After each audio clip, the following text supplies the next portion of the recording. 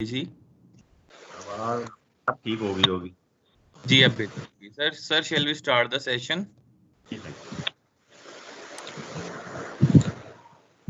इसमें participants time to start our first session of today, and our resource person for this session, our prestigious resource person Mohammad Javed Akhtar is here with us, and he is currently working as a resident director audit LDA, and today he will talk about basic rules and practice of audit and audit paras. Over to you, sir. You can start the session. Thank you very much. बिस्मिल्लाहिर्रहमानिर्रहीम, अस्सलाम वालेकुम वरहमतुल्लाहि वबरकातुहू। अल्लाह ताला के बाबरकत नाम से शुरू किया है हमने, इंशाल्लाह इस दुआ के साथ शुरू करते हैं कि वो हमें समझने और समझाने की तौफीक अता फरमाए। हमारा आज का जो सब्जेक्ट है वो हमारी फाइनेंशियल मैनेजमेंट का जो सेकंड लास्ट कंपोनेंट है वो है। फाइनेंशियल मैनेजमेंट में जो रोल एहतसाब का है, ऑडिट का है, ये सबसे आखिर में आता है। हम आज समझेंगे कि ऑडिट के रूल्स क्या हैं, कहाँ से ये इसको हमने अखज़ किया है, कहाँ से इसको एम्पावर किया जाता है, इसकी प्रैक्टिसेस कौन कौन सी हैं, ऑडिट पैरा बनता कैसे है और उसको सेटलमेंट हमने कैसे करवाना है, और कोशिश हम क्या कर सकते हैं जिससे हमारा ऑडिट पैरा ना बने। हम वो फील्ड देखेंगे। सबसे पहले हमारी जो आउटलाइन है वो पहले हम रूल्स और प्रैक्टिसेस ऑफ ऑडिट डिस्कस करेंगे, इसके बाद हम सेटलमेंट की तरफ जाएंगे और आखिर में हम देखेंगे कि इस ऑब्जेक्शन को हम अवॉइड कैसे कर सकते हैं। बिस्मिल्लाह करते हैं जी। ये देखें आपके सामने एक स्लाइड है। ये स्लाइड एलिमेंट्स हैं फाइनेंशियल मैनेजमेंट की। तो जब तक हम इस लफ्ज़ को अच्छी तरह से नहीं समझते फाइनेंशियल मैनेजमेंट को, हमें इस पूरे सब्जेक्ट की जो मैंने आज आपके साथ जो गुजारिशात करनी है वो, और इसके अलावा जो फाइनेंशियल मैनेजमेंट के आपके लेक्चर्स होंगे वो, उनको समझने के लिए सबसे ज़्यादा ज़रूरी बात यह है कि हम फाइनेंशियल मैनेजमेंट के कॉन्सेप्ट को समझें। फाइनेंशियल मैनेजमेंट का कॉन्सेप्ट जो है वो दो तरह का है। एक कॉन्सेप्ट तो हमारी अपनी ज़ाती ज़िंदगी में है, बतौर इंडिविजुअल पर्सन इस मुआशरे में रहने के लिए एक कॉन्सेप्ट है, और एक कॉन्सेप्ट वो है जो पब्लिक फाइनेंशियल मैनेजमेंट है। तो अगर हम फाइनेंशियल मैनेजमेंट को इंडिविजुअल लेवल पे अगर समझ लें, अगर हम इसको समझें कि फाइनेंशियल मैनेजमेंट क्या है, तो हमारे लिए बड़ा आसान हो जाएगा पब्लिक फाइनेंशियल मैनेजमेंट को समझना। तो फाइनेंशियल मैनेजमेंट बेसिकली क्या है? बेसिकली ये है कि हमने अपनी आमदनी को कैसे करना है। सर माइक ऑफ करवा दें। उधर साड़ी भी है, थोड़ी रियो सुन लीजिए ना। काइंडली सर माइक ऑफ करवा दें। मेहरबानी है आपकी। तो फाइनेंशियल मैनेजमेंट का कॉन्सेप्ट जो बतौर एक इंडिविजुअल है हमारे लिए, वो बड़ा ज़रूरी है। अगर हम उसको समझ लें तो हमारे लिए बहुत आसान हो जाएगा पब्लिक फाइनेंशियल मैनेजमेंट को समझना। फाइनेंशियल मैनेजमेंट बेसिकली क्या है? बेसिकली ये है कि हमारी आमदनी और अखराजात के दरमियान तवाज़ुन पैदा करना। तवाज़ुन क्यों पैदा करने की जरूरत पेश आती है?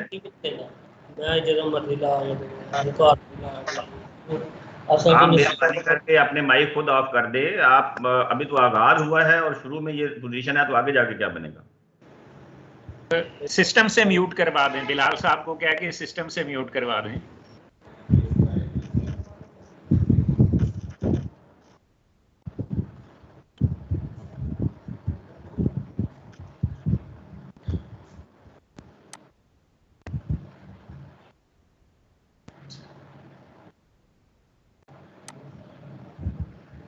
मिस्त्री कितों देने मजदूर देने पिंड देने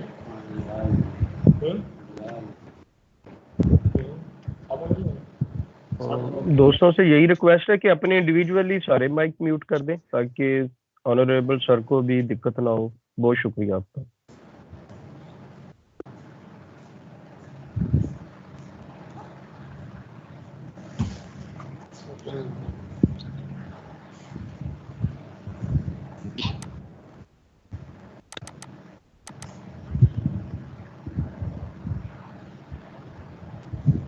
अभी कोई एक आध माइक है, जब आप उसको ऑफ करेंगे तो फिर मैं अपनी गुजारिशात पेश करूंगा। फाइनेंशियल मैनेजमेंट का जो कॉन्सेप्ट है, इसको अगर हम अपनी ज़ाती ज़िंदगी में समझ लेंगे तो हमें पब्लिक फाइनेंशियल मैनेजमेंट की समझ बिल्कुल आएगी, क्योंकि ये हमारे माशरती रवैये हैं, हमारा इंसानी रवैया है जिसके तहत ये कवानीन बनाए गए हैं। तो फाइनेंशियल मैनेजमेंट है क्या? फाइनेंशियल मैनेजमेंट है हमारी इनकम और एक्सपेंडिचर, इसमें बैलेंस करना, तवाज़ुन पैदा करना, इसकी मैनेजमेंट करना। क्योंकि अखराजात हमेशा ज़्यादा होते हैं, हमारी ज़रूरियात भी होती हैं, हमारी विश लिस्ट भी होती है, और हम एक ही वक्त में चाह रहे होते हैं कि हमारी ज़रूरियात भी पूरी हों और हम विश लिस्ट में से भी कुछ ना कुछ कर सकें। इनके मुकाबले में हमारे जो ज़राए आमदन है, जो हमारे रिसोर्सेज होते हैं, वो कम होते हैं। तो हमारी मजबूरी ये होती है कि हम अपने अखराजात को हमेशा जो है उसको आइडेंटिफाई करते हैं, ज़रूरतों को, और जो ज़्यादा ज़रूरी चीज़ें होती हैं उनको सबसे पहले उनके लिए बंदोबस्त करते हैं रिसोर्सेज का, और उनको पूरा करते हैं। और अगर ज़रूरियात हमारी जो अवॉइडेबल नहीं है, अनअवॉइडेबल है, अगर वो और ज़्यादा है, तो फिर हम अपने रिसोर्सेज बढ़ाने की कोशिश करते हैं। एक सर्विस है, उसके बाद एक्स्ट्रा टाइम हम लगाते हैं, कहीं पार्ट टाइम जॉब करते हैं, इवनिंग में कोई जॉब करते हैं, किस लिए कि हमारे रिसोर्सेज बढ़ें और हम अपने अखराजात को मैनेज कर सकें, उनको पूरा कर सकें। और जो ज़रूरी चीज़ें कम होती हैं उनको हम नेक्स्ट जो टाइम होता है उसके लिए उठा रखते हैं, और ये एक सर्कल है। हम अपनी ज़िंदगी में आप ये देखें, बतौर एक मुआशरे में रहने के, एक सोशल जो हमारा सेक्टर है, जो सोशल हमारी लाइफ है, उसमें मैं भी शामिल हूँ, आप सब लोग शामिल हैं। हम हमेशा इसी पोजीशन में रहते हैं कि हमारे अखराजात जो हैं वो ज़्यादा हैं, आमदनी के मुताबिक नहीं हैं, तो हम अपने ज़रूरी अखराजात को अपनी आमदनी के मुताबिक करते रहते हैं, और ये सिलसिला चलता रहता है। यही कॉन्सेप्ट जो है, इसमें हम जो जो इकदाम उठाते हैं, मसलन जब हम आइडेंटिफाई कर लेते हैं कि हमें ये चीज़ें चाहिए, तो फिर हम अपने रिसोर्सेज के साथ उनको मैच करते हैं, फिर हम बाज़ार में जाते हैं, उसमें भाव ताव करते हैं। हमारी कोशिश ये होती है कि चीज़ हमें कम से कम कीमत में मिले। जिस काम के लिए पैसे रखे हैं हम कोशिश करते हैं कि वही काम उससे हो, हमें परेशानी ना हो कि हम इन पैसों को कहीं और खर्च कर दें और बाद में हमें उस लाजमी ज़रूरत को पूरा करने में परेशानी हो। तो हम 3 काम जो हैं वो अपनी ज़िंदगी में करते रहते हैं। पहला काम जो है, आमदनी और अखराजात के दरमियान तवाज़ुन कायम करना, अपने अखराजात को आइडेंटिफाई करके, एक्सपेंडिचर आइडेंटिफाई करना, रिसोर्सेज आइडेंटिफाई करना, और उनके दरमियान तवाज़ुन पैदा करना। गवर्नमेंट में जब हम ये काम करेंगे तो हम इसे बजटिंग कहेंगे। यानी जो बजट का कॉन्सेप्ट है, बेसिकली ये क्या है, ये आमदनी और अखराजात के दरमियान बैलेंस करने का नाम है। यानी बजट में हम जो काम माइक्रो लेवल पे करते हैं वो हुकूमती सतह पे किया जाता है कि तमाम रिसोर्सेज को इकट्ठा किया जाता है, और उसके बाद तमाम अखराजात को आइडेंटिफाई किया जाता है। उन अखराजात में से जो प्रायोरिटी हम मुकर्रर करते हैं रिसोर्सेज के मुताबिक, उसकी एक लिस्ट बनाई जाती है जिसको हम कहते हैं एनुअल बजट स्टेटमेंट, ABS जिसको कहते हैं। ये आपने अपने बजट वाले लेक्चर में इस कॉन्सेप्ट को बड़ी अच्छी तरह से समझा होगा, और अगर इसके बाद है तो आप उसको समझेंगे। तो ये ABS क्या है, एनुअल बजट स्टेटमेंट क्या है? बेसिकली हमारे ये इनकम और एक्सपेंडिचर के दरमियान जो तवाज़ुन हमने कायम किया है उसका डॉक्यूमेंट है। दूसरे नंबर पे क्या आता है बजटिंग में, उसकी एग्जीक्यूशन आती है। एग्जीक्यूशन हमारा सेकंड टाइम पे है, हम उसको समझेंगे। इसके बाद जो इसकी ये पार्ट 1 और 2 हो गए। दूसरे नंबर पे आती है अकाउंटिंग। अकाउंटिंग क्या है? हिसाब किताब जो है उसको डॉक्यूमेंट करना, यानी जो हमने पैसे खर्च किए हैं उनको डॉक्यूमेंट करना इस तरह से कि हमें अगर किसी को बताना पड़े कि हमने पैसे कहाँ खर्च किए हैं, तो ज़बानी तो हम बताएंगे ही, लेकिन हमारे पास कोई चिट भी हो। यानी जैसे हम, अगर हमारे ज़िम्मे घर से 3-4 काम लग जाएं तो हम लिखते जाते हैं कि इतने पैसे दिए थे, फलां पे इतने खर्च हुए, फलां पे इतने खर्च हुए, फलां पे इतने खर्च हुए, इतने पैसे मेरे पास थे। तो इस चीज़ को जब सरकारी तौर पे आप डॉक्यूमेंट करेंगे तो ये अकाउंटिंग कहलाएगी, फाइनेंशियल स्टेटमेंट तैयार करना। और आखिर में ये है कि कोई एक बंदा तो ऐसा हमारी लाइफ में होता है जो हमसे पूछता है, या जिनसे हम पूछते हैं कि जनाब वो पैसे दिए थे तो उनका आपने क्या किया है, कहाँ कहाँ पे खर्च किया है। तो वो जो अकाउंटिंग हमने तैयार की है, जो हमने अपनी स्टेटमेंट तैयार की है, जो हमने लिखा है कि हमारे पास इतने पैसे थे, हमने कहाँ कहाँ पे खर्च किए हैं, उस अकाउंटिंग प्रोसेस को जब पूछा जाता है कि आपने कैसे किया है, तो वो ऑडिटिंग है। ये तीनों चीजें इकट्ठी होकर इनकी रिपोर्टिंग होती है, और रिपोर्टिंग हमारी लेजिस्लेचर के पास चली जाती है, और फिर आगे उसको पब्लिक अकाउंट्स कमेटी का तस्वर है। तो हमारा जो हमारा इंफरादी फेल है आमदनी और अखराजात के बारे में, उसकी जितनी स्टेजेस हैं वो ये 3 बनती हैं, बजटिंग है, अकाउंटिंग है, ऑडिटिंग है। अपने उन रवैयों को अगर हम डॉक्यूमेंट कर देंगे तो हम उसको कहेंगे हम पब्लिक फाइनेंशियल मैनेजमेंट है। पब्लिक फाइनेंशियल मैनेजमेंट किसके जिम्मे होती है?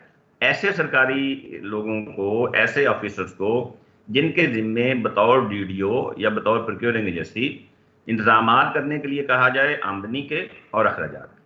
इस कॉन्सेप्ट को अगर हम समझ लिया है तो हम आगे चलते हैं। हम आखिरी अपने कंपोनेंट पे, यानी बजटिंग और अकाउंटिंग को छोड़ के आखिरी जो कंपोनेंट है हमारा आर्टिंग, उस पे हम चलते हैं।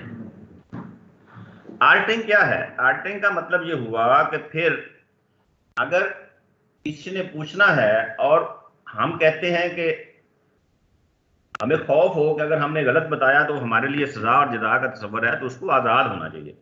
यानी जैसे हम अपने बच्चों से पूछेंगे तो उन पे ये खौफ होगा कि अगर हमने गलत बयानी की तो हमें नुकसान होगा, हमें सजा मिलेगी। इसी तरह जो ऑडिटिंग का कॉन्सेप्ट है वो भी यही है कि ऑडिट को हमेशा आज़ाद और खुद मुख्तार होना चाहिए। तो ऑडिटिंग क्या हुआ? N independent examination of accounting record. Accounting record क्या है?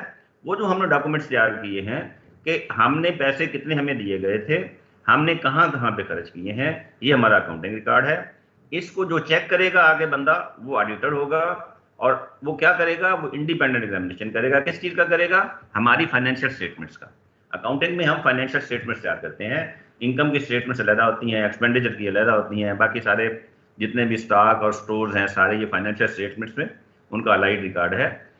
तो an independent examination of accounting record क्या करने के लिए?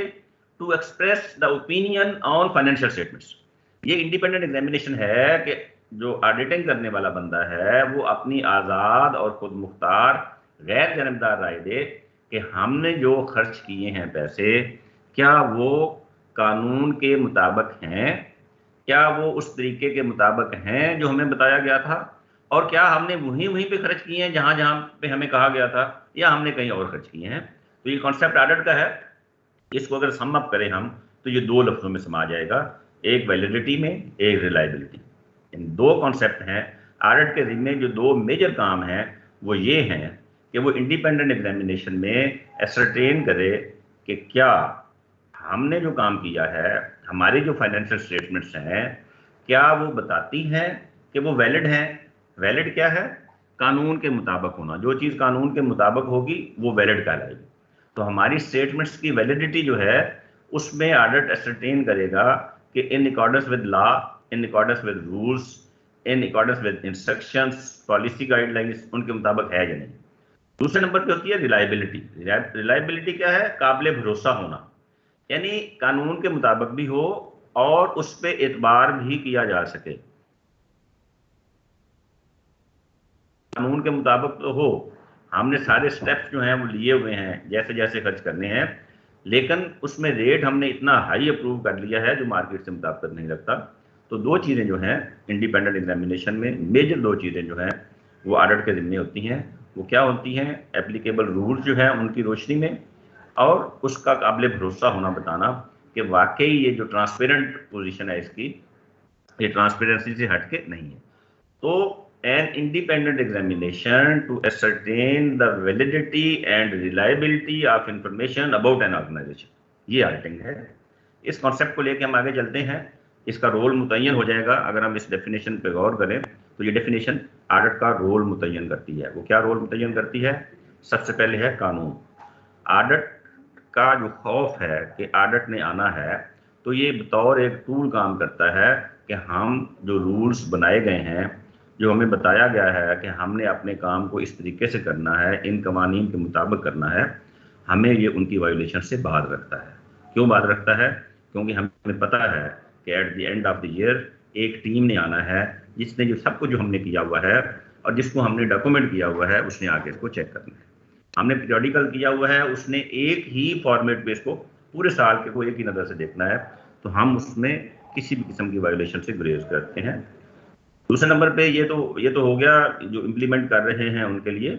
जो एग्जेक्टिव है, जो उसको जो सुपरवाइजरी रोल प्ले कर रहे हैं, जिन्होंने फिनांस डिपार्टमेंट और आपके जो हेड ऑफ द डिपार्टमेंट हैं और बाकी जो अथॉरिटीज़ हैं जो इसको मॉनिटर कर रहे हैं सारे सिलसिले को, उनके लिए भी ये एग्जेक्टिव को भी ये फाइनेंशियल गाइडेंस देती है। यानी जो इम्प्लीमेंट कर रहे हैं डीडीओ लेवल पे, उनको ये बाज रखता है कि वो कवानीन की खिलाफ वर्जी ना करें।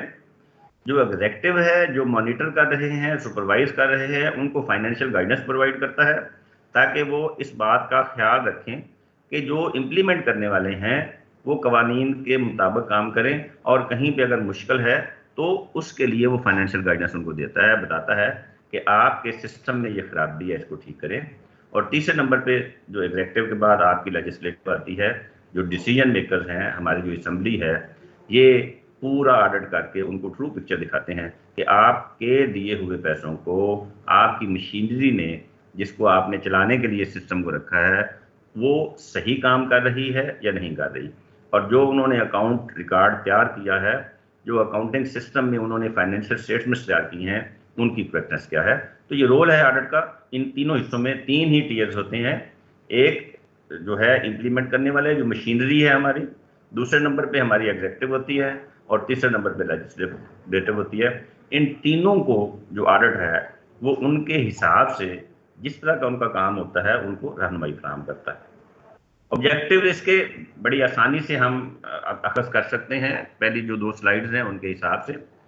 तो पहला जो ऑब्जेक्टिव ऑडिट का वो क्या है, वो है independent opinion of audit on the financial statements.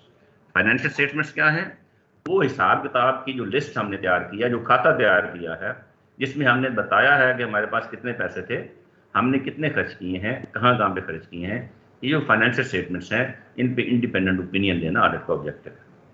दूसरे नंबर पे वो जो स्टेटमेंट्स हमने तैयार की हैं, दूसरा ऑब्जेक्टिव ऑडिट का ये है कि वो जो एसरटेन करे कि क्या एप्लीकेबल रूल्स एंड रेगुलेशंस हैं वो फॉलो किए गए हैं या नहीं किए गए। इसी तरह अगर आप नेक्स्ट स्टेज पे जाएं तो तीसरा होता है कैनरा फाइनेंशियल प्रोप्राइटी।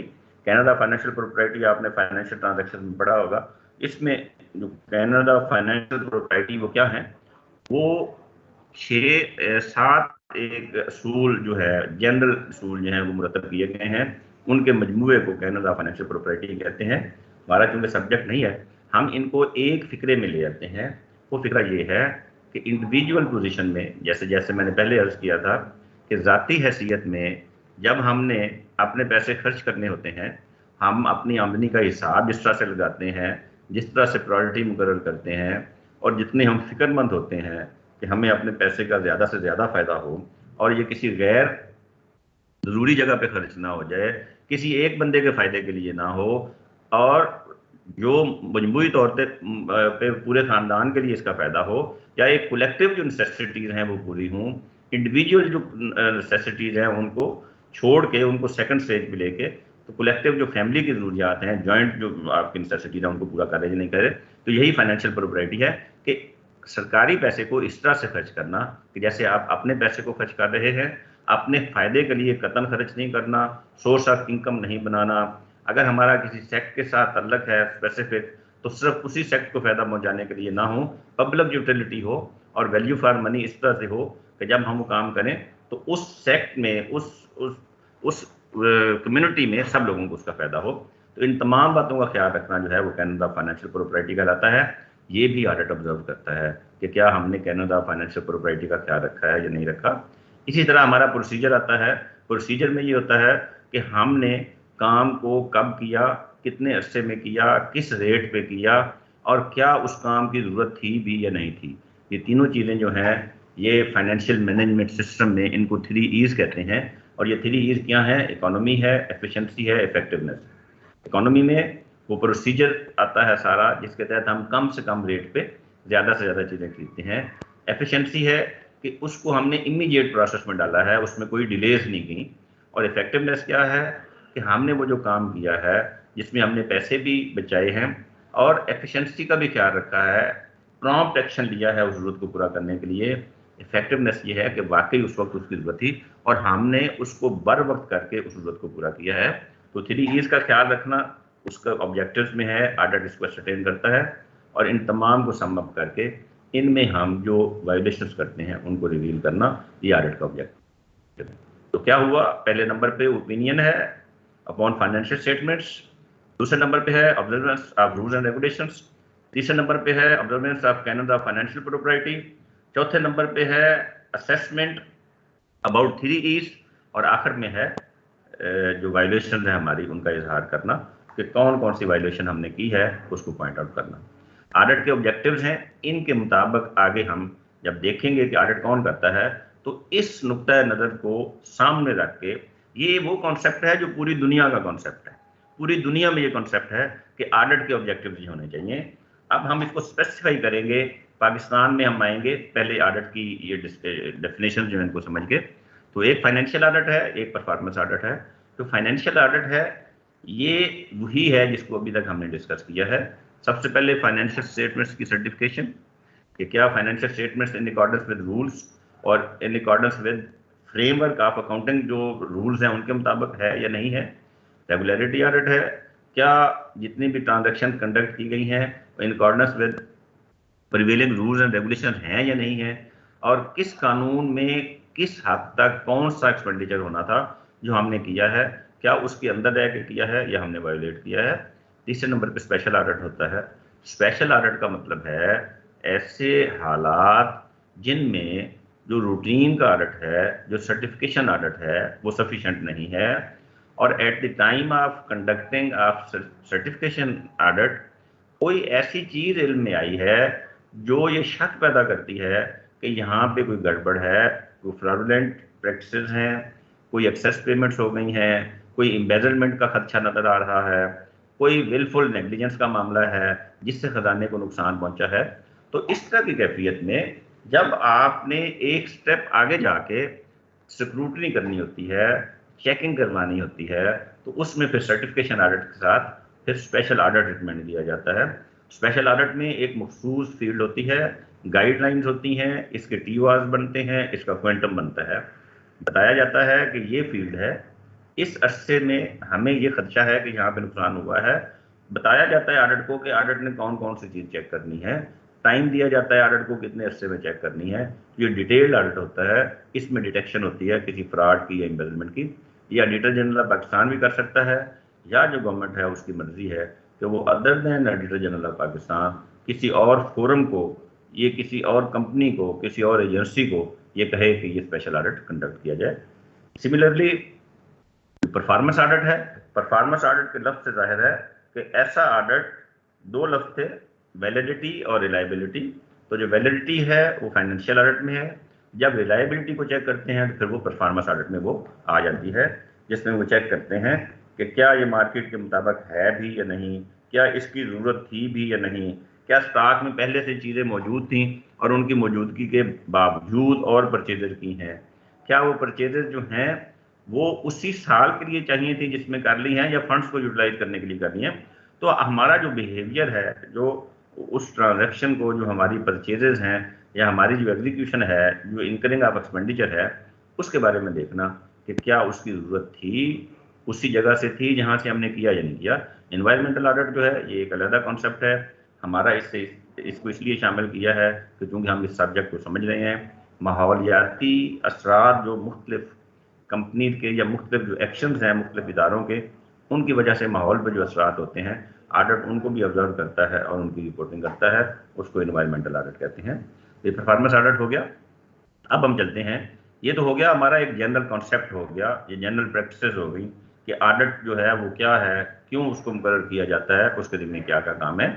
अब हम इसको लेते हैं पाकिस्तान। तो पूरी दुनिया की तरह, क्योंकि इंडिपेंडेंट एग्जामिनेशन चाहिए और इसमें हमें जो है वो गैर जानिबदाराना तरीके से चेक करने वाले लोग चाहिए, ऐसे लोग चाहिए जिन पे किसी किस्म का कोई प्रेशर ना हो, कोई किसी के मातहत ना हो। तो जो इंडिपेंडेंट सेटअप पाकिस्तान का है वो ऑडिटर जनरल ऑफ पाकिस्तान का ऑफिस है। तो डिपार्टमेंट जो है ऑडिटर जनरल ऑफ पाकिस्तान का, ये पाकिस्तान का सुप्रीम ऑडिट इंस्टीट्यूशन है। इसके ज़िम्मे तमाम आमदनी जो सरकारी ख़जाने में आनी है और तमाम अखराजात जो सरकारी ख़जाने से होनी है, उन तमाम की चेकिंग का जो इख्तियार है, उसकी जो स्क्रूटनी का इख्तियार है, जो ऑडिट का इख्तियार है, वो ऑडिटर जनरल ऑफ पाकिस्तान के पास है। तो auditor general of Pakistan being supreme audit institution क्या करता है, जितने भी एक्सपेंडिचर्स हैं या जितनी भी आमदनी है गवर्नमेंट की हर टीयर्स पे, यानी फेडरल गवर्नमेंट है, लोकल गवर्नमेंट है, प्रोविंशियल गवर्नमेंट्स हैं, ऑटोनोमस बॉडीज़ हैं, जहाँ जहाँ पे जिस जिस जगह पे सरकारी पैसे को इकट्ठा किया जाता है या सरकारी पैसे को खर्च किया जाता है, उसकी स्क्रूटनी इंडिपेंडेंट और इम्पार्शियल मैनर से करने का इसको इंटरेस्ट की गई है, ये ड्यूटी कि ये ऑडिट कंडक्ट करे। आगे हम ऑडिटर जनरल ऑफ पाकिस्तान को समझेंगे इस कॉन्सेप्ट को कि ये आज़ाद और खुद मुख्तार कैसे है, इसके लिए क्या मेजर्स जो है वो लिए गए हैं जिसकी वजह से ये आज़ाद और खुद मुख्तार है। तो सबसे पहले तो हम इनकी अपॉइंटमेंट डिस्कस करेंगे। ऑडिटर जनरल पाकिस्तान की अपॉइंटमेंट क्या है। अपॉइंटमेंट पे पता चलता है कि किसी अथॉरिटी ने इंडिपेंडेंट होना है या नहीं होना, क्योंकि जिसने जो अपॉइंटिंग अथॉरिटी है, तमाम लोग जिनको उसने अपॉइंट किया होता है वो उसके सबॉर्डिनेट होते हैं।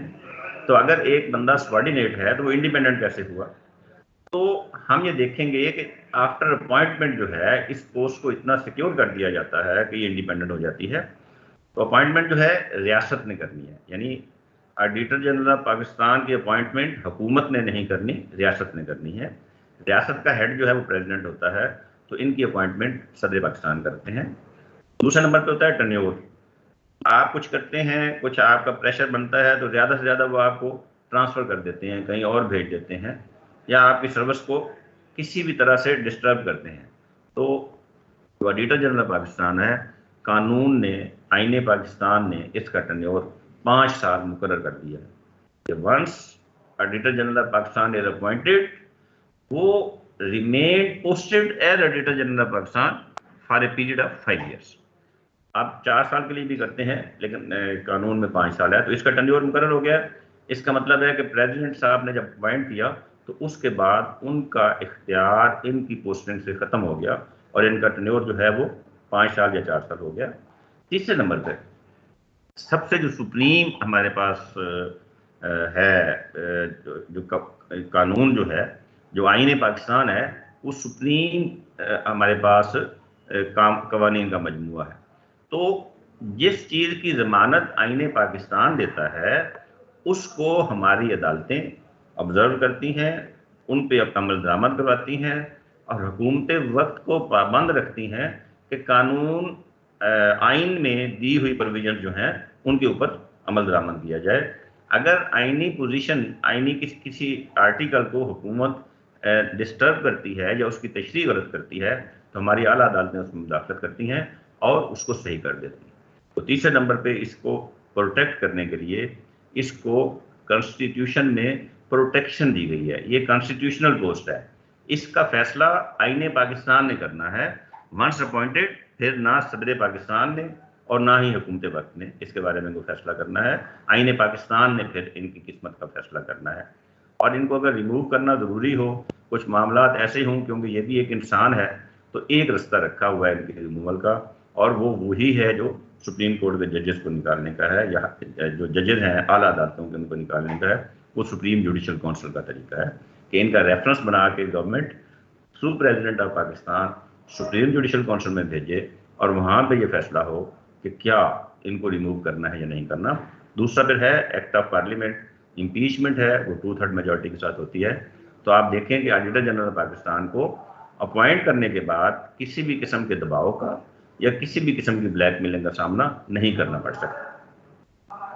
आगे देखें, मैंडेट है, यानी इनकी स्ट्रेंथन जो इनको कर दिया, तो इनका जो मैंडेट है, ये जो हम कहते हैं कि इन्होंने आमदनी और अखराजात का ऑडिट करना है जितने भी गवर्नमेंट के टीयर्स हैं उन तमाम का, तो ये तमाम चीज़ें एम्पावर कहाँ से करती हैं, कहाँ पे ये लिखा हुआ है कि ऑडिटर जनरल ऑफ पाकिस्तान जब अपॉइंट होगा तो उसके जिम्मे क्या क्या काम है। तो 2 सोर्सेज हैं इनको। पहला सोर्स है 1973 का कॉन्स्टिट्यूशन, उसमें बड़ी सराहत के साथ, बड़ी डिटेल के साथ ऑडिटर जनरल पाकिस्तान की अपॉइंटमेंट, इनके फंक्शंस, इनके रोल, इनकी रिपोर्टिंग, तमाम चीज़ें बड़ी वजाहत से बयान की गई हैं। और इसकी जो तशरीह है आईने पाकिस्तान के आर्टिकल्स की, वो फिर ऑडिटर जनरल ऑफ पाकिस्तान के जो फंक्शंस हैं, पावर्स हैं और टर्म्स एंड कंडीशन हैं उनकी सर्विस के, वो एक आर्डिनेंस की सूरत में 2001 में नाफज किए गए थे, जिनकी असम्बली ने तौसीक की हुई है। पहले नंबर पे हम देखते हैं कॉन्स्टिट्यूशनल प्रोविजंस क्या हैं। तो आर्टिकल 168 से लेकर 171 तक जो हमारे ये आर्टिकल्स हैं आईने पाकिस्तान के, ये डिस्कस करते हैं, डिस्क्राइब करते हैं तमाम वो बातें जो ऑडिटर जनरल ऑफ पाकिस्तान से मुतल्लक हैं। 168 क्या बताता है हमें कि ऑडिटर जनरल ऑफ पाकिस्तान की अपॉइंटमेंट का तरीक़ाकार क्या है और इनकी टर्म्स एंड कंडीशंस क्या होंगी। तरीक़ाकार मैंने आपको बताया है शुरू में, तो वह तरीक़ाकार क्या है, वो 4 स्टेप्स में जैसे है कि इनको सदर पाकिस्तान अपॉइंट करेंगे, इनका टर्न्योर होगा, ये कॉन्स्टिट्यूशनल पोस्ट है, तो कॉन्स्टिट्यूशनल पोस्ट है अंडर आर्टिकल 168, अंडर जो 168 है ये प्रोटेक्ट करता है, और आगे रिमूवल वगैरह का तरीका जो है सारा ये 168 डिस्क्राइब करता है। 169 हमें ये बताता है कि auditor general Pakistan after appointment क्या क्या करेंगे, यानी इनके जो फंक्शंस हैं वो कौन कौन से हैं। फंक्शन में आपके सामने है कि इनके फंक्शन में है क्या, दो चीज़ें हैं, इनकम और एक्सपेंडिचर, ये दोनों इनके परव्यू में है। 18th अमेंडमेंट ने वो तमाम बातें जो सूबों के लेवल पे भी हैं और लोकल गवर्नमेंट्स के लेवल पे भी हैं, वो सब जो हैं एक्सटर्नल ऑडिट जिनका है, अब वो ऑडिटर जनरल पाकिस्तान के फंक्शन में शामिल होता है। आगे हैं पावर्स। तो पावर्स क्या है कि अगर कोई बंदा इनकी बात ना माने तो उसके लिए क्या सज़ा है, और ऑडिटर जनरल पाकिस्तान की किसी बात का इनकार करना कितना मुश्किल हो सकता है। ये फेडरेशन के मामलात हों, प्रोविंसेस हों, कोई भी अथॉरिटी जो फेडरल ने या प्रोविंस ने क्रिएट की है, कोई भी ऑटोनमस बॉडी है, कोई भी लोकल गवर्नमेंट है, तो उसके बारे में जितने भी इनके फंक्शंस हैं और इनकी पावर्स हैं उनको आर्टिकल 169 प्रोटेक्ट करता है। तीसरे नंबर पे आता है कि ये जो प्रोटेक्ट तो करता है, पावर्स भी हो गई, लेकिन वो अकाउंटिंग ट्रांजैक्शन जो हैं, जो फाइनेंशियल स्टेटमेंट्स हैं जिनका आके इन्होंने ऑडिट करना है, वो क्या होने चाहिए। अगर इसको यूनिफॉर्म ना किया जाए तो हर इदारा अपनी मर्जी से अकाउंटिंग का हिसाब बना लेगा, हर बंदे की फाइनेंशियल स्टेटमेंट्स मुख्तलिफ होंगी, हर बंदे का उनको डॉक्यूमेंट करने का तरीका मुख्तलिफ होगा।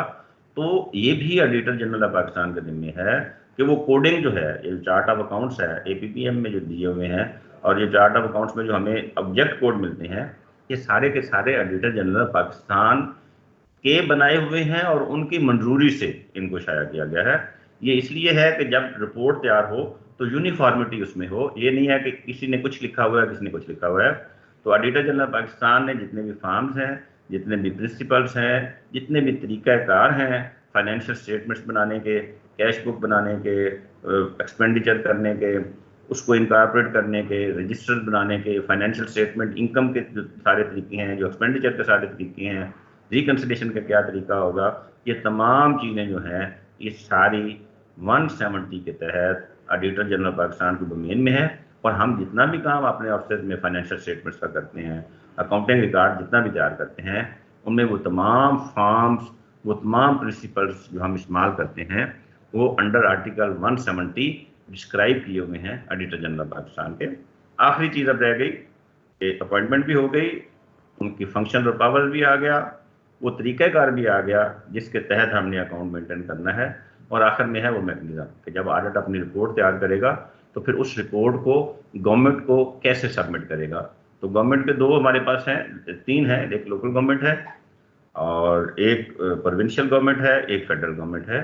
तो अगर फेडरल गवर्नमेंट है तो वो पार्लियामेंट को जाएगा, प्रोविंशियल गवर्नमेंट है तो प्रोविंशियल असम्बली को जाएगा, लोकल गवर्नमेंट है तो लोकल गवर्नमेंट की जो है, जो मुतल्लिका लोकल गवर्नमेंट है उसके हेड को जाएगा। तो ये तीनों हेड्स हैं। पार्लियामेंट को, रियासत को पेश करना है, लिहाजा थ्रू प्रेसिडेंट पार्लियामेंट को पेश किया जाएगा।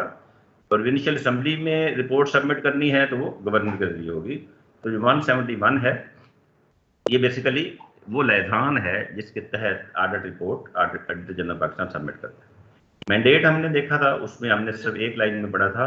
अभी इसमें तफसील में इसका जो जिक्र है वो है ऑडिटर जनरल ऑफ पाकिस्तान का जो ऑर्डिनेंस 2001 है, उसमें इसको तफसील से बयान किया गया है। यहाँ पे कैटेगोरिकली बताया गया है कि जो कंसोलिडेटेड फंड है वो फेडरेशन का है या किसी सूबे का है। फेडरेशन का होगा तो FCF फेडरल कंसोलिडेटेड फंड कहलाएगा, सूबे का होगा तो PCF कहलाएगा, प्रोविंशियल कंसोलिडेटेड फंड कहलाएगा। तो जो मैंडेट है इसका ऑर्डिनेंस के तहत वो पहला ये है कि तमाम अखराजात जो कंसोलिडेटेड फंड से होने हैं, वो फेडरेशन के हों या सूबे के हों, उसका ऑडिट ऑडिटर जनरल पाकिस्तान ने करना है। यही वो नुक्ता है यहाँ पे अभी फिनांस डिपार्टमेंट ने जिसकी तशरीह की है और ऑडिटर जनरल पाकिस्तान को मना किया है कि वो कॉलेज के फंड्स जो हैं वो ऑडिटेबल नहीं हैं, क्योंकि वे कंसोलिडेटेड फंड से उनके लिए पैसे नहीं दिए जाते। लिहाजा आप कॉलेज के फंड्स का ऑडिट नहीं कर सकते, क्योंकि जो मैंडेट है वो महदूद है, वो ब्रैकेट है जिसमें कंसोलिडेटेड फंड में है। इसी तरह पब्लिक अकाउंट से जितनी भी ट्रांजैक्शन होनी है उनका ऑडिट ऑडिटर जनरल पाकिस्तान ने करना है।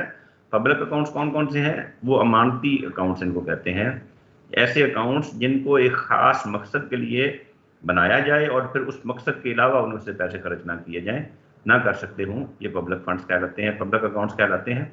पब्लिक अकाउंट्स में आपके सामने पेंशन अकाउंट है, पेंशन के पैसे सिर्फ पेंशन पे खर्च होंगे। आगे आपका जीपी फंड अकाउंट है, जीपी फंड के पैसे सिर्फ जीपी फंड वापस करने के लिए या उसमें से कर्ज वगैरह देने के लिए इस्तेमाल होंगे। इसी तरह आपका बेनेवोलेंट फंड है, सिर्फ और सिर्फ जो रूल्स हैं बेनेवोलेंट फंड के उनके मुताबिक उनको खर्च किया जा सकता है, किसी और मकसद के लिए खर्च नहीं किया जा सकता। तो ये पब्लिक अकाउंट से जितनी भी ट्रांजैक्शंस हैं उनका ऑडिट भी ऑडिटर जनरल पाकिस्तान के जिम्मे है। फाइनेंशियल ऑडिट आगे है, ये तो जिम्मे हो गया उनके। तो फाइनेंशियल ऑडिट है वो सर्टिफिकेशन ऑफ अकाउंट है, जो फाइनेंशियल स्टेटमेंट्स हैं उनकी सर्टिफिकेशन करनी, गवर्नमेंट की जितनी रिसीप्ट्स हैं यानी कंट्रोलर जनरल ऑफ अकाउंट्स के तहत आमदनी के जितने ज़राए हैं, लोकल गवर्नमेंट्स की आमदनी के जितने ज़राए हैं, प्रोविंशियल गवर्नमेंट्स की आमदनी के जितने ज़राए हैं, उनमें जो टारगेट्स मुकर्रर किए जाते हैं बजट में, उनके मुताबिक ये ऑडिट करना कि क्या वो पैसे रिकवर हुए हैं या नहीं हुए, ये भी ऑडिटर जनरल पाकिस्तान के मैंडेट में है। इसी तरह जो स्टॉक और स्टोर्स हैं, हमारी जो परचेजेज हैं, जो हम मशीनरी खरीदते हैं, इक्विपमेंट्स खरीदते हैं और इस तरह फर्नीचर खरीदते हैं, जितने भी हमारे स्टॉक और स्टोर रिलेटेड अकाउंट्स हैं, उन तमाम का ऑडिट जो है वो ऑडिटर जनरल पाकिस्तान ने करना है। इस तरह जितनी कंपनी और कॉरपोरेशन हैं जो गवर्नमेंट के दायरा इख्तियार में फेडरल की हैं या प्रोविंशियल की हैं, वो तमाम की तमाम जो हैं वो ऑडिटेबल हैं और उनका ऑडिट ऑडिटर जनरल पाकिस्तान ने करना है। तो मैंडेट में क्या हुआ, दो मेन चीज़ें हैं, एक है इनकम, एक है एक्सपेंडिचर। इनकम और एक्सपेंडिचर, कंसोलिडेटेड फंड में आने वाली तमाम इनकम, इसको सम अप करें, उसका ऑडिट करना है, और कंसोलिडेटेड फंड से निकलने वाली तमाम अमाउंट्स जो खर्च करनी है उनका ऑडिट करना है। पब्लिक अकाउंट्स में जितने पैसे आए हैं उनका ऑडिट करना है और जितने पैसे खर्च हुए हैं उनका ऑडिट करना है। इसी तरह इनकम और एक्सपेंडिचर रिलेटेड जो हैं तमाम इदारे जो गवर्नमेंट के हैं और कंसोलिडेटेड फंड से जिनको पैसे मिलते हैं वो ऑडिटेबल हैं और उनका external audit auditor general of Pakistan ने करना है। अब पावर्स वाला, फंक्शंस एंड पावर्स थी, तो पावर्स जो हैं इनको बयान किया गया है ऑर्डिनेंस 2001 में। पहली पावर तो ये है कि किसी भी दफ्तर को, यानी वो दफ्तर जो हमने पहले पढ़ा है मैंडेट में कि प्रोविंशियल कंसोलिडेटेड फंड से के तहत कोई भी दफ्तर जो कायम किया गया है वो फेडरेशन के कंट्रोल में है, प्रोविंस के कंट्रोल में है, लोकल गवर्नमेंट के कंट्रोल में है, ट्रेजरीज हैं, डिस्ट्रिक्ट अकाउंट ऑफिसर्स हैं, किसी भी दफ्तर को इंस्पेक्ट करने का इख्तियार ऑडिटर जनरल पाकिस्तान के पास है। इन तमाम लोगों को जो इसके जिम्मेदार हैं, in writing auditor general of Pakistan या उसका नुमाइंदा पाबंद कर सकता है कि in financial statements, in expenditure या अकाउंट का रिकॉर्ड लेकर उसकी मर्जी की जगह पे जाना, यानी वो आपके पास आए तो ठीक है, वो आपको तलब भी कर सकते हैं कि आप अपना सारा रिकॉर्ड लेके इन राइटिंग रिकॉर्ड प्रोड्यूस करें। इसी तरह कोई भी आदमी, कोई भी ऑफिशियल, वो डीडीओ है, वो कंट्रोलिंग अफसर है, वो सेक्रेटरी है, किसी को भी जो अकाउंटेबल है या जिसकी कस्टडी में ये इस तरह का रिकॉर्ड है जो फाइनेंशियल स्टेटमेंट्स का है, उसको वो क्वेश्चनर भेज के उससे सवाल जवाब कर सकते हैं उस अकाउंट के बारे में जिसका वो कस्टोडियन है। अगर इनकी कंप्लाइंस ना की जाए तो फिर पंजाब में पीटा एक्ट जो है उसके तहत कानूनी कार्रवाई की जाती है और उनकी जो ना है उस ना के क्वेंटम के हिसाब से उनकी सजा का तस्वर किया जाता है। इसी तरह जो पावर्स हैं उसमें कि जो ऑडिट की रिपोर्ट है ये इसने क्वार्टर्स कंसर्न को सबमिट करनी होती है। क्वार्टर्स कंसर्न कौन कौन से हैं? असम्बली की सूरत में, पंजाब की सूरत में जो क्वार्टर कंसर्न है वो प्रोविंशियल असम्बली है, लेकिन प्रोविंशियल असम्बली को डायरेक्ट रिपोर्ट सबमिट नहीं होती, थ्रू गवर्नर जो प्रोविंस का है उसके through auditor general Pakistan under article 171 अपनी रिपोर्ट सबमिट करता है। आगे फिर उसका प्रोसेस है वो पब्लिक अकाउंट्स कमेटी में जाता है, आगे हम देखते हैं। तो ये हमारा जो इसका लीगल सिलसिला है वो हमने मुकम्मल कर लिया, इसका रोल और कानून में इसकी क्या हैसियत है। आगे जो डायरेक्ट हमारे साथ मुतल्लक चीज़ है, अगर हम उस पूरी बहस को समेट के रखें तो वो ये है कि जब उन्होंने ऑडिट करना है तो किस चीज़ का ऑडिट करना है। हमने पीछे देखा है कि उन्होंने कंसोलिडेटेड फंड से दी गई रकूम जो हैं उनका ऑडिट करना है, वो या कंसोलिडेटेड फंड में जमा की गई रकूम का उन्होंने ऑडिट करना है। तो चूंकि आपका तल्लक पैसे जमा करने वाली फील्ड से नहीं है और आप सिर्फ एक्सपेंडिचर कर रहे हैं, वो जो आपको पीएलए में ग्रांट्स की सूरत में पैसे मिलते हैं प्रोविंशियल कंसोलिडेटेड फंड से, आपका तल्लक सब उससे है, तो इसलिए हम इनकम वाले हिस्से को नहीं छेड़ेंगे कि इनकम का ऑडिट कैसे होता है, क्योंकि हमारा उससे तल्लक नहीं है। हम एक्सपेंडिचर तक अपने आप को महदूद रखेंगे। और एक्सपेंडिचर क्या है? सबसे पहले जो कैश बुक है ये प्राइम डॉक्यूमेंट है, यानी सबसे जो अहम डॉक्यूमेंट है, सबसे बुनियादी और ओरिजिनल जो अकाउंटिंग का रिकॉर्ड है वो है कैश बुक। आप कैश बुक से हट जाएं, बाकी तमाम डुप्लीकेट रिकॉर्ड है। डुप्लीकेट रिकॉर्ड से मुराद क्या है? वो नकल है किसकी? कैश बुक की नकल है। कैश बुक में जो लिखा हुआ है, जब भी फाइनेंशियल स्टेटमेंट तैयार होगी वो कैश बुक की नकल होगी। तो कैश बुक क्या है? कैश बुक बेसिकली वो इंस्ट्रूमेंट है जिसमें हम हर तरह की इनकम यूं ही आए हम पाबंद हैं उसमें दर्ज करने के, और जब भी हम कोई खर्च करते हैं यूं ही हमने वो खर्च करना है, फौरन हमने दर्ज करना है।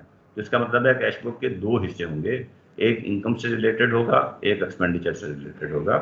हमारे पास जब पैसे आएंगे, जिन पैसों का तल्लक प्रोविंशियल कंसोलिडेटेड, यानी कैश बुक का फॉर्मेट यही है।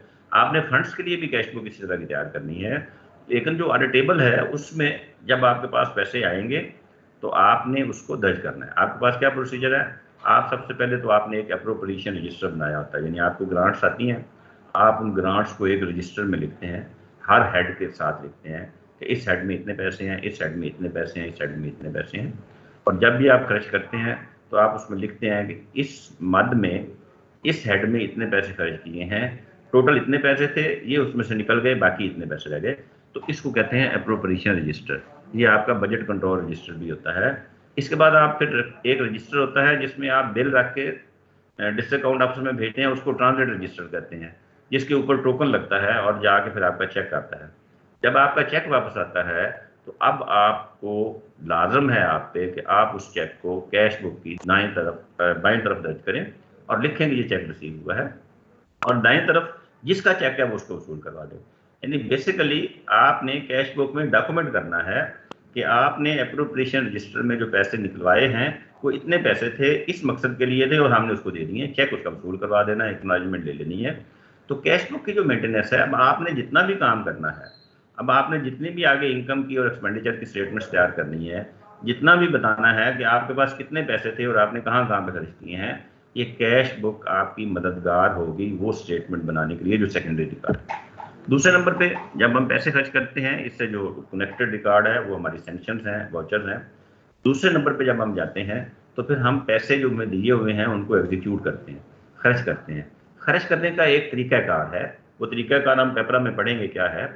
जब हम उस प्रोसीजर को अडॉप्ट करके वो पैसे जो हैं उसकी सेंक्शंस दे देते हैं, उनको खर्च करते हैं और पेमेंट करनी है, तो फिर हम एक जो हमारा क्लेम वाला जो बिल होता है वो हमारा वाउचर बन जाता है। एक खास फॉर्म है जिसको कंटीजेंट फॉर्म कहते हैं, उस पर हम उसकी डिटेल लिखते हैं, उस पर मंजूरी देते हैं, और जब पेमेंट हो जाती है तो वो वाउचर बन जाता है।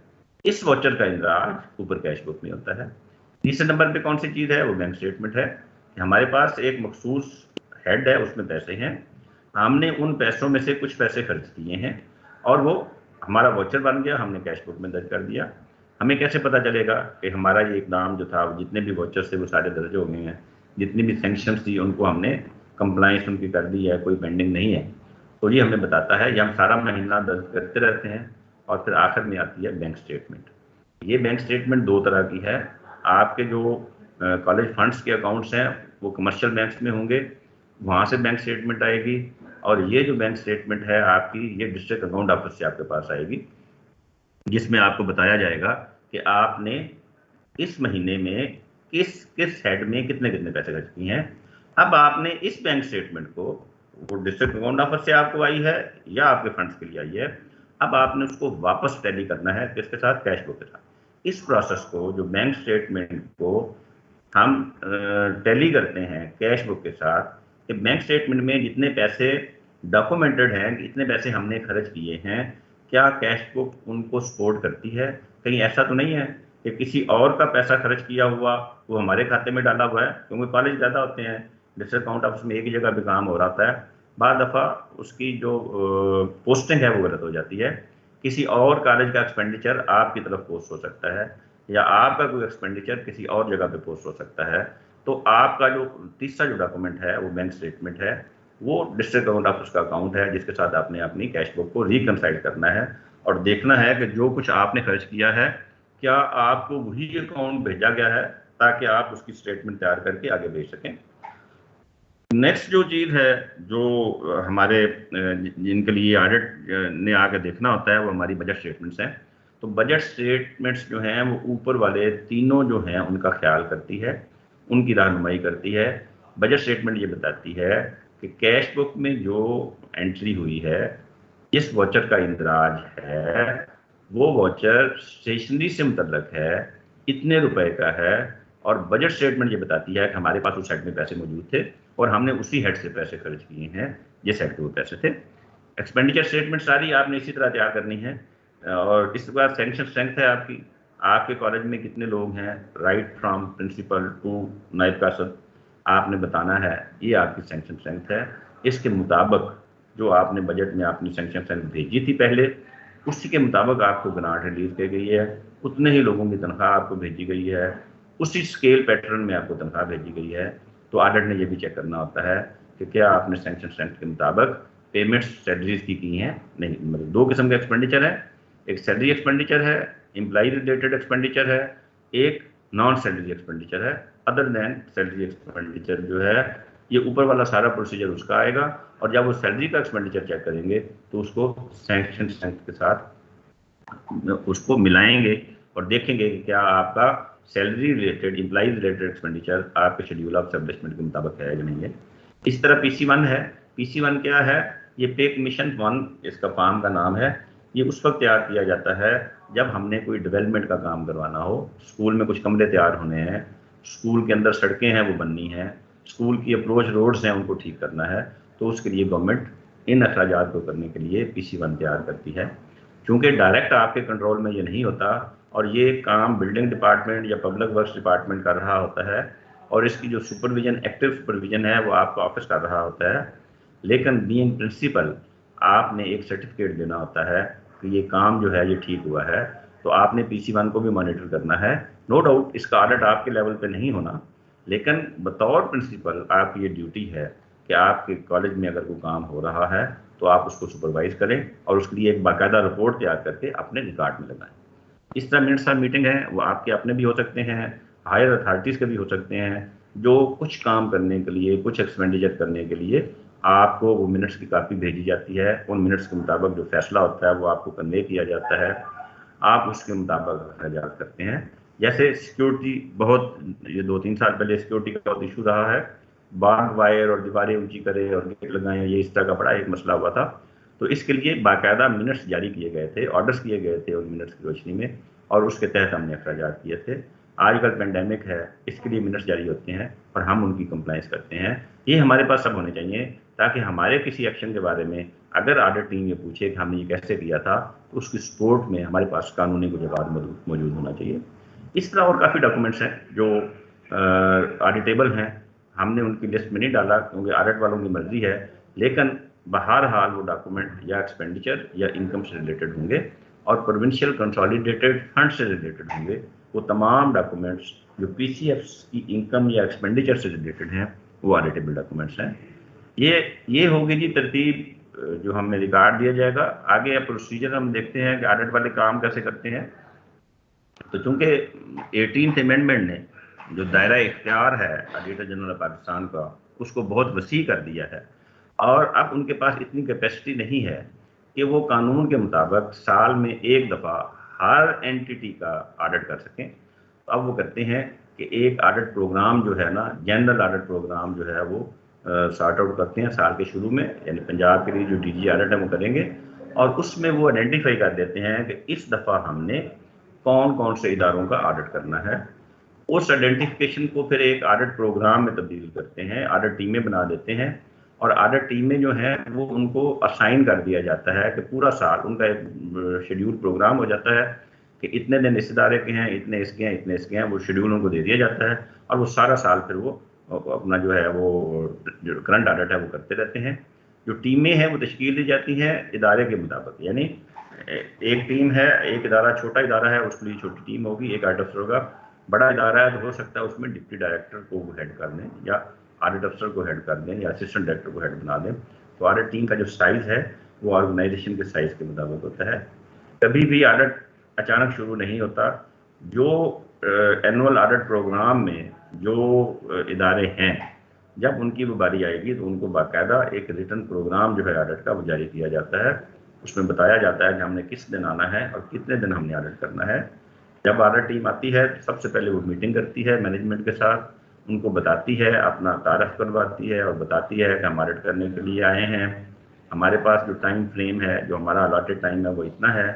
हमने आपके साल बताते हैं किस साल से किस साल तक ऑडिट करना है, और फिर उस साल में भी वो स्पेसिफाई करते हैं कि ये महीने हम डिटेल से देखेंगे और बाकी जो है आप जनरल देखेंगे। तो ये सारा जो है इनॉग्रल मीटिंग में बताया जाता है।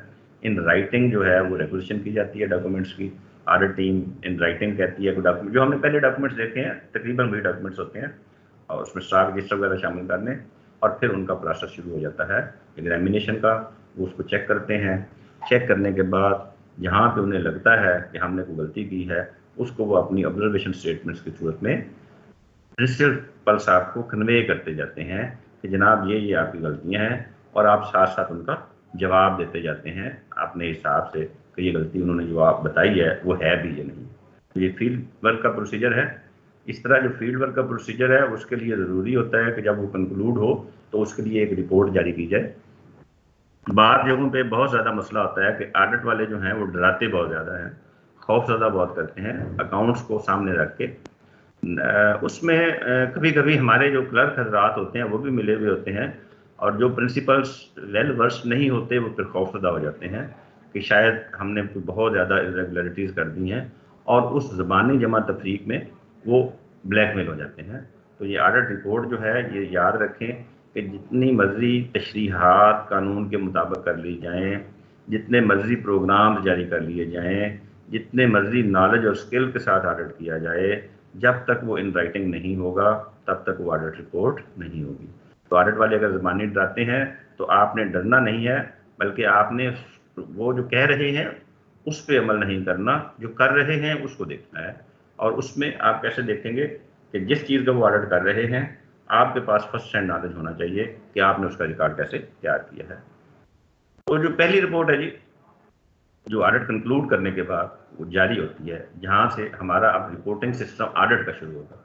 यानी ऑडिट तमाम जो बजटिंग की भी रिपोर्टिंग होती है और अकाउंटिंग वाले सिलसिले की भी रिपोर्टिंग होती है, और ऑडिट भी रिपोर्टिंग करता है। तो ऑडिट की रिपोर्टिंग का नुक्ता आगाज़ वो ये रिपोर्ट होती है, ऑडिट इंस्पेक्शन रिपोर्ट इसको कहते हैं। ये वो पहली रिपोर्ट है जो जनरेट की जाती है ऑडिट को मुकम्मल करने के बाद। ये आखिर में होती है। ये वही ऑब्जर्वेशन स्टेटमेंट्स हैं कानून जिनके सिलसिले में ऑडिट वालों को पाबंद करता है कि वो रोज़ाना की बुनियाद पे वो जो हैं आपको प्रिंसिपल को दी जाएँ, उनके साथ डिस्कस किया जाए। लेकिन ये नहीं किया जाता। प्रैक्टिस ये है कि जब ऑडिट कंक्लूड करते हैं तो फिर ऑब्जर्वेशन स्टेटमेंट्स जो हैं ऑडिट एंड इंस्पेक्शन रिपोर्ट की सूरत में प्रिंसिपल साहिबान को दे देते हैं, और उनसे कहा जाता है कि आपके पास 10 दिन या 15 दिन है। आमतौर पर 10 दिन भी वो कहते हैं, 15 दिन, किसी को 15 दिन भी दे देते हैं। तो with in that specific time वो कहते हैं कि आप इनको पढ़ लें, और इसमें अगर हमने कोई गलत बात की है, कोई ज़्यादती की है तो हमें बताएं। और वो जो ऑब्जर्वेशन स्टेटमेंट्स हैं इनके ऊपर फिर जो रिस्पांस है वो प्रिंसिपल साहब करते हैं, और वो जो रिस्पांस होता है वो उसके सही या गलत होने के बारे में होता है, और वो जो रिस्पांस होता है वो इस ऑडिट एंड इंस्पेक्शन रिपोर्ट के साथ शामिल होकर ये ऑडिट रिपोर्ट मुकम्मल हो जाती है और ये फिर आगे चली जाती है।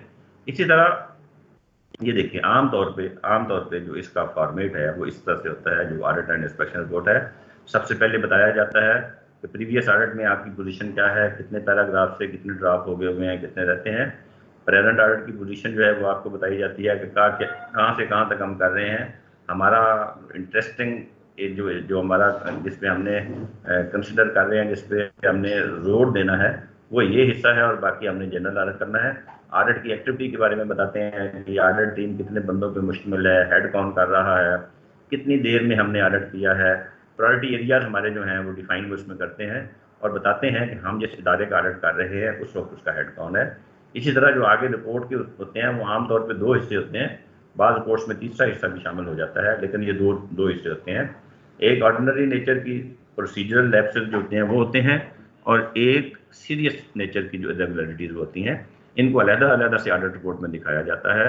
जो सीरियस इरेगुलरिटीज़ होती हैं उनको एडवांस पैरास कहते हैं और जो पार्ट 1 में होती हैं, और जो आम किस्म की होती हैं रूटीन इरेगुलरिटीज़ होती हैं वो दूसरे इसके पैरे में पार्ट 2 में होती हैं।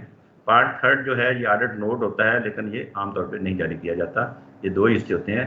तीसरे नंबर पे इनके अब जो आपके पास ये भेजी गई है, आपने इसका जवाब जो देना है वो जवाब जो है वो पार्ट 3 आप समझें, या अगर 3 है तो पार्ट 4 जो है वो आपका जवाब हो जाएगा, और उस जवाब की रोशनी में फिर वो जनरल रिमार्क्स अपने देंगे और बताएंगे कि एंटिटी जो ऑडिट की है उसके बारे में उनका ओवरऑल परसेप्शन क्या है।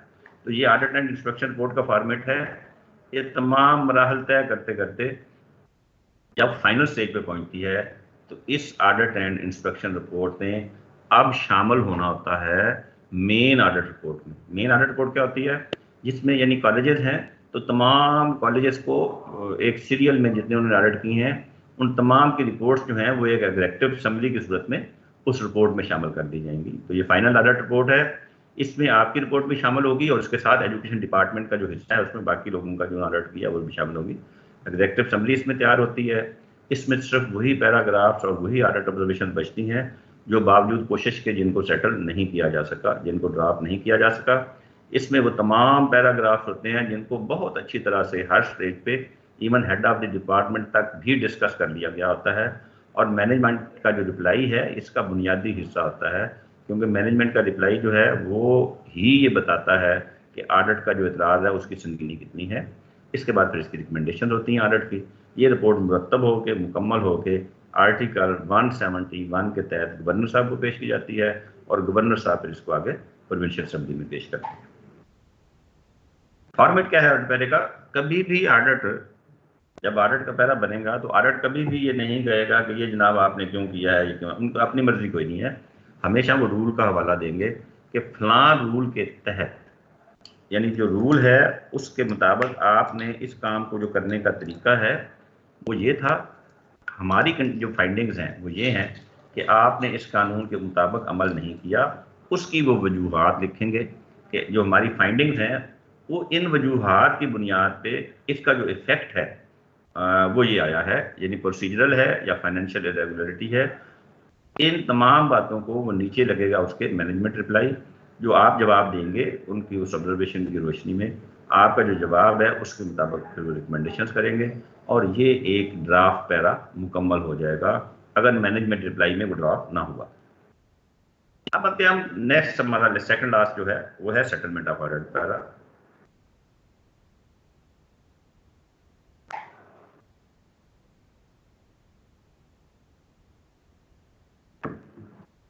हमने इसमें देखा है कि एक ऑडिट एंड इंस्पेक्शन रिपोर्ट होती है और एक एनुअल ऑडिट रिपोर्ट है।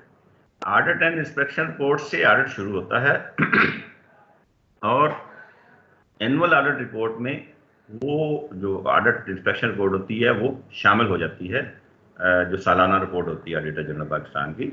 इसके दरमियान में जो प्रोसीजर है, ऑडिट एंड इंस्पेक्शन रिपोर्ट और एनुअल ऑडिट रिपोर्ट के दरमियान में जो प्रोसीजर है वो वक्त है जिसमें हम ऑडिट पैरा सेटल करते हैं। हम इसकी मुख्तलिफ सूरतें देखेंगे कि सेटलमेंट जो है उनको कैसे की जाती है ऑडिट पैरा की। ये डिफरेंट कैटेगरीज हैं, ये मुख्तलिफ हैं, इनको एक एक करके देखते हैं। ये स्टेजेस हैं जिनसे गुजर के जो ऑडिट रिपोर्ट है उसमें पैरा शामिल होता है। पहली जो स्टेज है वो वही है ऑडिट एंड इंस्पेक्शन रिपोर्ट वाली, जिसमें ऑब्जर्वेशन स्टेटमेंट्स दी गई थी। ऑब्जर्वेशन स्टेटमेंट्स जो है वो पहला स्टेप है जिस पे हम ऑडिट पैरा को सेटल कर सकते हैं। अगर यहाँ से बच जाए तो फिर दूसरी स्टेज है ऑर्डिनरी पैरा, क्योंकि ऑडिट एंड इंस्पेक्शन रिपोर्ट्स में दो तरह के पैरे थे, एक थे प्रोसीजरल लैप्स वाले और एक थे फाइनेंशियल इरेगुलरिटी वाले। तो इन दोनों को पार्ट 1 और पार्ट 2 की सूरत में, जो पार्ट 1 है वो एडवांस पैराज हैं और जो पार्ट 2 है वो ऑर्डिनरी पैराज हैं। तो डिपार्टमेंटल अकाउंट्स कमेटी बनाई जाती है जिसका एब्रीविएशन है डीएसी। डीएसी का मतलब है डिपार्टमेंटल अकाउंट्स कमेटी। तो जो ऑर्डिनरी पैराज होते हैं उसको आम डीएसी में, जनरल डीएसी में डिस्कस किया जाता है, और जो एडवांस पैरे होते हैं उनको स्पेशल डीएसी में डिस्कस किया जाता है। तो जो जनरल डीएसी है, जनरल डिपार्टमेंटल अकाउंट्स कमेटी है, उसको खाली मुख्तसरन डीएसी कहते हैं, लेकिन जो एडवांस पैनल वाली है उसको एसडीएसी कहते हैं, साथ एस लगा देते हैं कि ये स्पेशल डिपार्टमेंटल अकाउंट्स कमेटी है। ये 2 स्टेजेस हैं जिन पे हम पैरा डिस्कस करते हैं। पैराग्राफ ड्राप हो जाते हैं कुछ डीएसी में, कुछ एसडीएसी में, यानी डीएसी डिपार्टमेंटल अकाउंट्स कमेटी की स्टेज पे। यहाँ पे जो पैराग्राफ हैं वो नहीं होते, तो फिर एक हाई पावर्ड एक डीएसी बनती है, डिपार्टमेंटल अकाउंट्स कमेटी भी होती है, लेकिन वो हाई पावर होती है, यानी उसमें हेड्स जो होते हैं ऑडिट के भी और आपके डिपार्टमेंट के भी वो शामिल होते हैं, और यहाँ पे वो डिस्कस करते हैं प्रपोज पैराग्राफ को, यानी जब इन दोनों स्टेजेस से पैरा बच जाए तो तीसरी स्टेज पे यहाँ पे उसको डिस्कस करते हैं, और यहाँ से भी जो पैरे ड्राफ्ट होने से बच जाएं उनको फिर प्रिंट करके एनुअल ऑडिट रिपोर्ट की सूरत में शाया कर दिया जाता है। तो ऑब्जर्वेशन स्टेटमेंट से ऑडिट एंड इंस्पेक्शन रिपोर्ट की सूरत में पैराग्राफ्स का सफर शुरू होता है, और एनुअल ऑडिट रिपोर्ट जो प्रिंटेड ड्राफ्ट पैराग्राफ हैं उन पे जाके वो खत्म हो जाता है। पहले नंबर पे हम इसको देखते हैं ऑब्जर्वेशन स्टेटमेंट्स को। तो ऑब्जर्वेशन स्टेटमेंट्स क्या है? ये मैनेजमेंट के साथ, जैसे हमने पहले इसको डिस्कस किया है, एंड में होती है। ये वो स्टेज है जिसको नज़रअंदाज कर दिया जाता है, जिसके ऊपर गौर नहीं किया जाता, और हम समझते हैं कि ऑडिट वालों को खाने बड़े अच्छे खिलाए हुए हैं, हमने उनकी खिदमत बड़ी की हुई है, तो ये इतराज़ात जो हैं जैसे हमारे क्लर्क ने बताया है वैसे ही होंगे, या हमें उसने कुछ नहीं कहना। तो याद रखें, ऑडिट वालों की खिदमत जो है वो बाई डिफ़ॉल्ट है, वो सब करते हैं और उनको इसका कोई फ़र्क नहीं पड़ता कि किसने कितनी खिदमत की है। असल बात ये है कि उन्होंने लिखा क्या है, आपने नज़र रखनी है कि उन्होंने क्या लिखा है, और आपके लिए ये बहुत बड़ा मौका है कि वो आपकी मर्जी के बगैर उसको रिपोर्ट में शामिल नहीं कर सकते, आपके साथ उन्होंने डिस्कस करना है। तो आपको ये चाहिए कि लंगड़ा लूला जवाब देने की बजाय या seen and noted for compliance लिख के साइन कर दें, और मैनेजमेंट रिप्लाई में वो लिखे जी कि मैनेजमेंट ने इनको एक्सेप्ट कर लिया सबको, अब लिहाजा ये आगे ऑडिट पैरास की सूरत में डिस्कस होंगे। तो ये इंतहाई ख़राब पोजीशन होती है। इग्नोरेंस जो है इस वक्त वाली वो बहुत दूर तक जाती है, और हो सकता है फिर पीएचई में आपको रिकॉर्ड लेके जाना पड़े। तो ये हिस्सा होता है जहाँ पे आपने अदब और एहतराम के साथ माथे पे आंखें रखेंगी। अदब और एहतराम के साथ, मतलब उसमें अदब और एहतराम बड़ा ज़रूरी है, क्योंकि आपकी सरकारी हैसियत है, उनकी भी सरकारी हैसियत है। तो सरकारी हैसियत में आपको हक हासिल है कि जो आपका व्यू पॉइंट है आप उसको बयान करें। तो यूँ ही वो आपको ऑब्जर्वेशन स्टेटमेंट्स दें, आप सारा काम छोड़ दें, आप उनको पढ़ें, गौर से पढ़ें, ऊपर जिस कानून का हवाला दिया हुआ है उस कानून को पढ़ें। आपकी समझ नहीं आती तो अपने दोस्त जो समझते हैं इनको, उनसे मशवरा करें, किसी फाइनेंशियल मैनेजमेंट वाले बंदे, किसी अकाउंट से रिलेटेड बंदे से मशवरा करें, और उसका प्रॉपर जवाब तैयार करें। प्रॉपर जवाब तैयार करके उसके साथ अलाइड डॉक्यूमेंट्स तैयार करें, और आप अपने मैनेजमेंट रिप्लाई में ये उनको बताएं कि जनाब आपकी जो ऑब्जर्वेशन है वो seems to be a result of some misunderstanding, हालांकि हमने तो बिल्कुल सही काम किया है, ये है कानून, इस कानून के मुताबिक हमने ये किया है, और ये कानून की ये तशरीह है। अब इसके 2 फायदे होंगे आपको। एक फ़ायदा तो ये है कि अगर ऑडिट वाला पॉजिटिव माइंडेड हुआ तो वो उसको ड्रॉप कर देगा, आपकी जान ऑब्जर्वेशन स्टेटमेंट पे छूट जाएगी, वो आगे रिपोर्ट भेज देगा कि हमने ये ऑब्जर्व किया था, मैनेजमेंट का रिप्लाई सेटिस्फैक्ट्री है, लिहाजा इतने जो ऑब्जर्वेशन हैं उनको सेटल कर दिया जाता है। फर्ज करें वो नहीं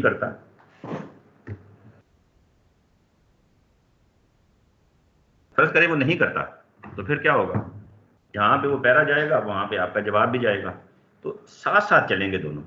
जब साथ साथ चलेंगे तो जब भी उस ऑडिट पैरे की बात होगी, जब भी उस ऑब्जर्वेशन की बात होगी, साथ में आपका जवाब भी होगा, और आपका जवाब अगर तगड़ा हुआ तो ऑब्जर्वेशन स्टेटमेंट से आगे भी है, ये इम्तिहानात हैं इसकी सेटलमेंट के, उसमें ड्रॉप हो जाएगा। वर्स्ट कम वर्स्ट वो पीएचसी तक चला जाएगा ना, तो पीएचसी में भी आपका जवाब जो है इंटीग्रल पार्ट होगा आप उसका।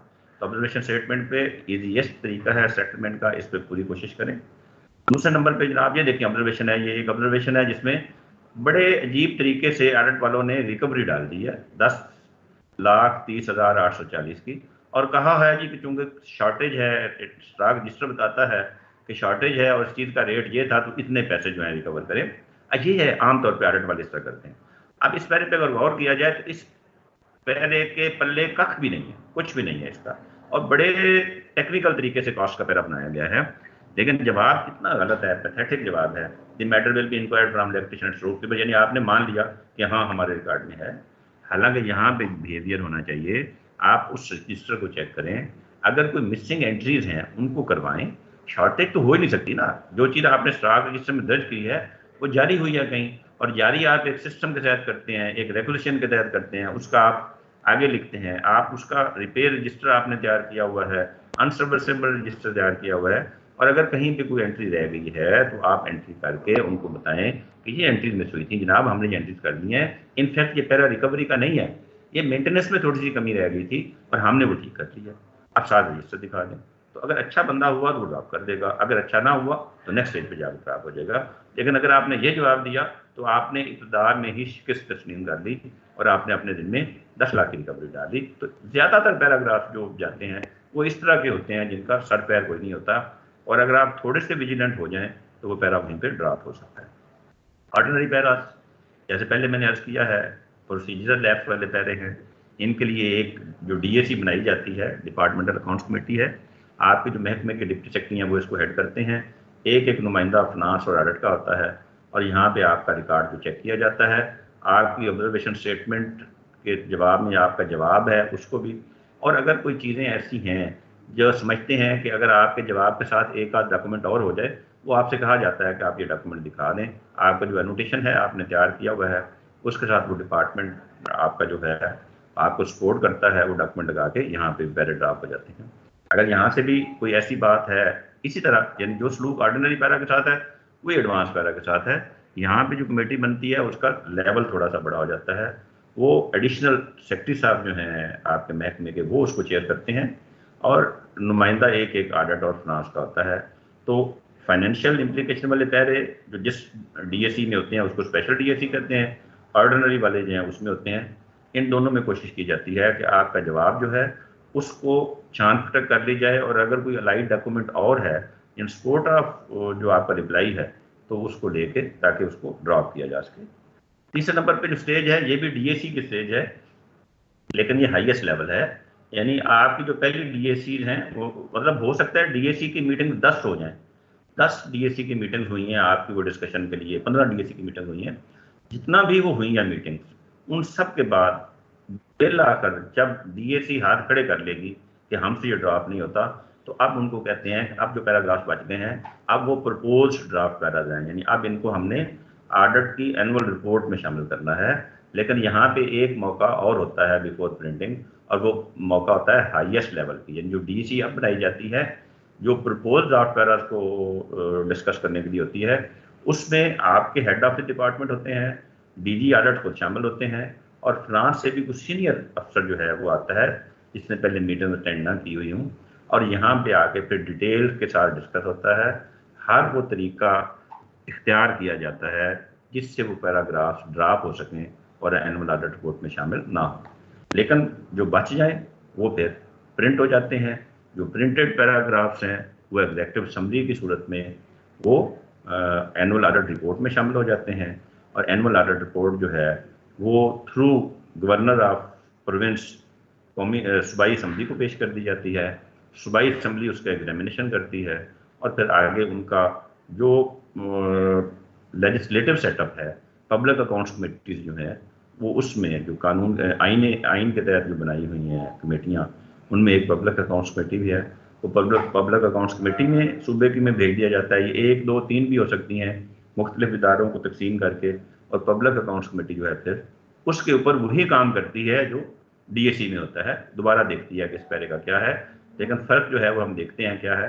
तो पब्लिक अकाउंट्स कमेटी जो है हमेशा अपोजिशन के लीडर इनको या अपोजिशन से नुमाइंदा को इसको हेड करता है, चेयरमैन होता है इसका, मुतलका डिपार्टमेंट जो है उसका सेक्रेटरी इसका मेंबर होता है, डीजी साहब इसके मेंबर होते हैं, फिनांस डिपार्टमेंट इसका मेंबर होता है।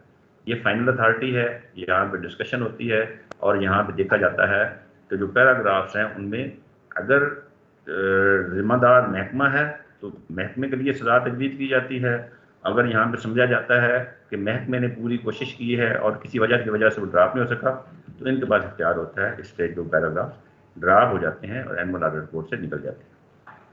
फंक्शन इस कमेटी के क्या है कि अकाउंट्स जो हैं, अप्रोप्रिएशन जो है, सम्स जो granted by assembly for expenditure of the government, बात वहीं पे चली जाती है बजट वाली कि बजट में से जो पैसे दिए गए थे उनको सामने रखते हुए और बाकी तमाम मामला को सामने रखते हुए ऑडिटर जनरल ऑफ पाकिस्तान की रिपोर्ट को एग्जामिन किया जाता है, महकमे से दोबारा पूछा जाता है, फाइनेंस डिपार्टमेंट की राय ली जाती है और ये तमाम बातें जो हैं फिर वो प्रोविंशियल असेंबली को बताई जाती हैं और इनके बारे में जो फैसला हो वो किया जाता है।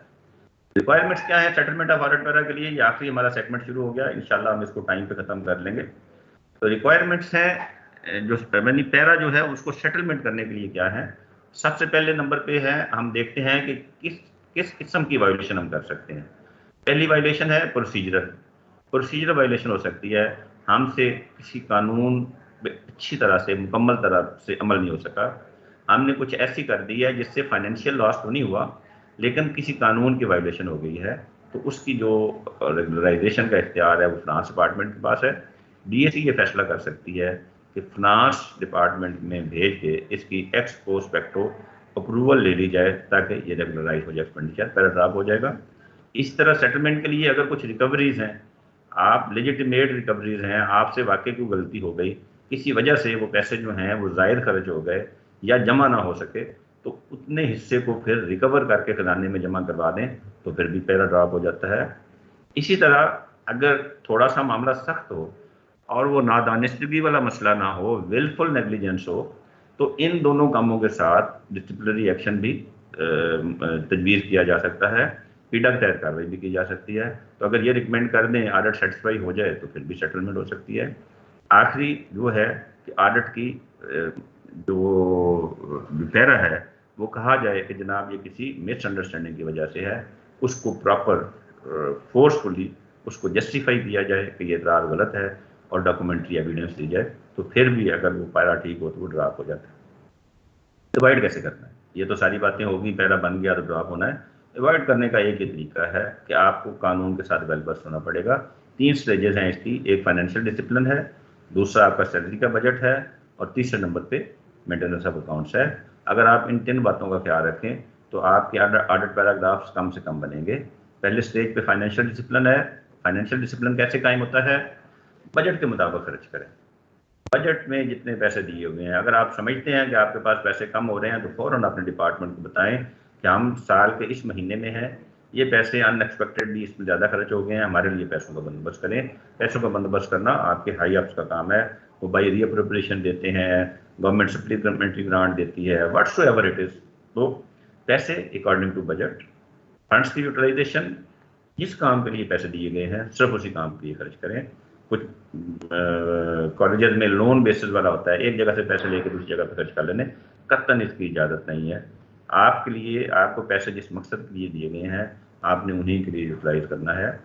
कानून ज़ाब्ता जो मुकर्रर किया गया है पैसे खर्च करने वाला, आप उनकी कंप्लायंस करें, वायोलेशन ना करें किसी भी कानून की।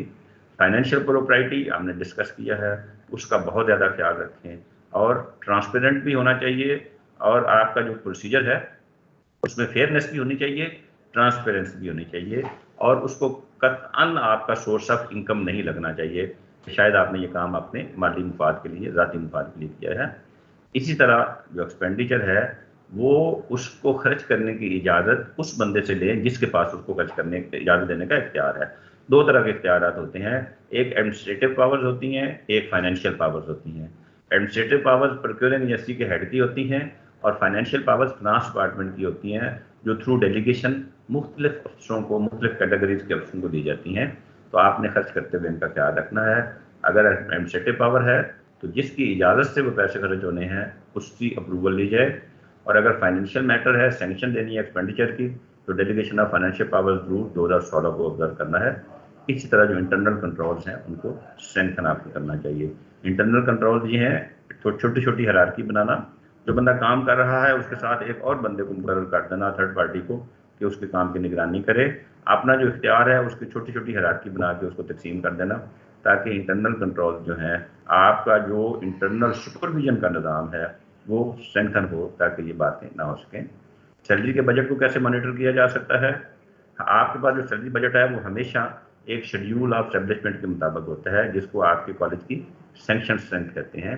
सैंक्शन स्ट्रेंथ में आपके अप्रूव बजट में जितने हैं, आप उसका एक एस्टेब्लिशमेंट चेक रजिस्टर तैयार कर लीजिए, जिसमें आप तमाम वैकेंसीज को राइट फ्रॉम प्रिंसिपल टू नायब कासर लिखें, ऊपर लिखें पोस्ट का डेजिग्नेशन, नीचे उस पोस्ट का स्केल लिखें, नीचे बंदे का नाम लिखें जो उस वक्त उसको ऑक्यूपाई कर रहा है, और फिर उसका स्केल लिखें नीचे, वो बंदा कौन से स्केल में है।